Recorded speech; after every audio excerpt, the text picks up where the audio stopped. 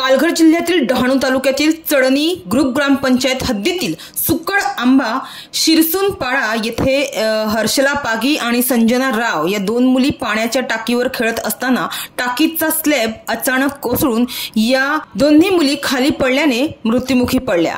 ही दुर्घटना सोमवारी 17 मार्च रोजी सायंकाळी घडली। तर या प्रकरणी आमदार राजेंद्र गावित यांनी विधानसभेत लक्षवेधी मांडली आणि या घटनेबाबत पाणी पुरवठा मंत्री गुलाबराव पाटील यांनी या प्रकरणी संबंधित ठेकेदारावर कारवाई करण्याचे आदेश दिल्यानंतर आता गुन्हा दाखल करण्यात आला आहे। मुंबईमध्ये विधानसभेचे अर्थसंकल्पीय अधिवेशन सुरू असून या अधिवेशनात आमदार राजेंद्र गावित यांनी पालघर जिल्ह्यातील जलजीवन मिशनच्या कामातील अनियमितता असल्याचा मुद्दा सभागृहात मांडला। प्रत्येक घरात नळाद्वारे पाणी देण्याच्या पंतप्रधान नरेंद्र मोदी यांच्या महत्वाकांक्षी योजनेला अधिकारीच हरताळ फासत असल्याची टीका आमदार गावित यांनी यावेळी केली। सोमवारी दुपारी घडलेल्या या घटनेचा उल्लेख करून त्यांनी जिल्हा परिषदेच्या निकृष्ट कामाचा पंचनामा केला। जिल्हा परिषद अध्यक्ष, कार्यकारी अभियंता आणि ठेकेदार यांचे साटेलोटे झाले आहे। जिल्हा परिषद अध्यक्ष, कार्यकारी अभियंता आणि ठेकेदार यांचे साटेलोटे झाले आहे। जिल्हा परिषदेचे अध्यक्ष कामे वाटणी करताना टक्केवारी घेतात असा गंभीर आरोप आमदार गावित यांनी सभागृहात केला।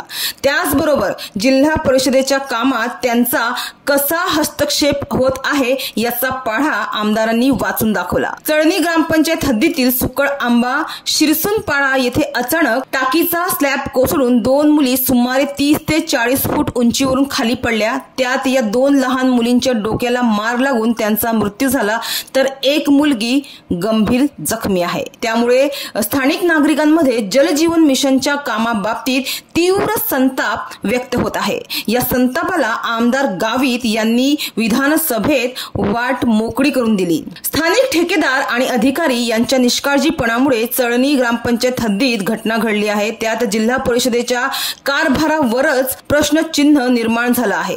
एका ठेकेदाराला एक काम अशी वाटणी होण्याऐवजी एकाच ठेकेदाराला 30 ते 35 कामे देण्यात आली आहेत। कामे एकाच वेळी केली जात असल्यानं या कामावर संबंधित ठेकेदाराचे लक्ष नसते। ही बाब आमदार राजेंद्र गावित यांनी सभागृहाच्या निदर्शनास आणून दिली। डहाणूतील घटना घडलेल्या ठिकाणाचं टाकीचं बांधकाम हरेश बोरवेल कंपनीने केले होते। या कंपनीच्या निष्काळजीपणामुळे दोन लहान मुलींचा नाहक बळी गेल्याचं आमदार गावित यांनी सभागृहात सांगितलं। जलजीवन मिशनच्या कामातील आणि जिल्हा परिषदेच्या प्रमुखांच्या कामाच्या वाटणीतील हस्तक्षेप, कार्यकारी अभियंत्याच्या मनमानी कारभार यामुळे अशा दुर्घटना होत आहे। या दुर्घटना प्रकरणी संबंधितांवर फौजदारी गुन्हा दाखल करावा। तत्कालीन कार्यकारी अभियंता गंगाधर निवडुंगे यांना तात्काळ निलंबित करण्यात यावे अशी मागणी आमदार गावित यांनी सभागृहात केली होती। तर गावित यांनी या गंभीर प्रश्नाकडे सभागृहाचं लक्ष वेधल्यानंतर पाणी पुरवठा मंत्री गुलाबराव पाटील यांनी दखल घेतली। संबंधित अधिकारी आणि ठेकेदार यांच्यावर कारवाई करण्याचा आदेश त्यांनी दिला आहे। आता मंत्र्यांच्या आदेशानंतर एकाच वेळी अनेक कामे घेणाऱ्या ठेकेदारांवर कारवाई होणार का? अधिकाऱ्यांवर काय कारवाई होते याकडे पालघर जिल्ह्याचं लक्ष लागलेलं आहे। डहाणू तालुक्यातील या घटनेनंतर यापुढे तरी किमान काळ्या यादीतील ठेकेदारांना कामे दिली जाणार नाहीत अशी व्यवस्था होईल का याबाबत देखील प्रश्नचिन्ह आहे।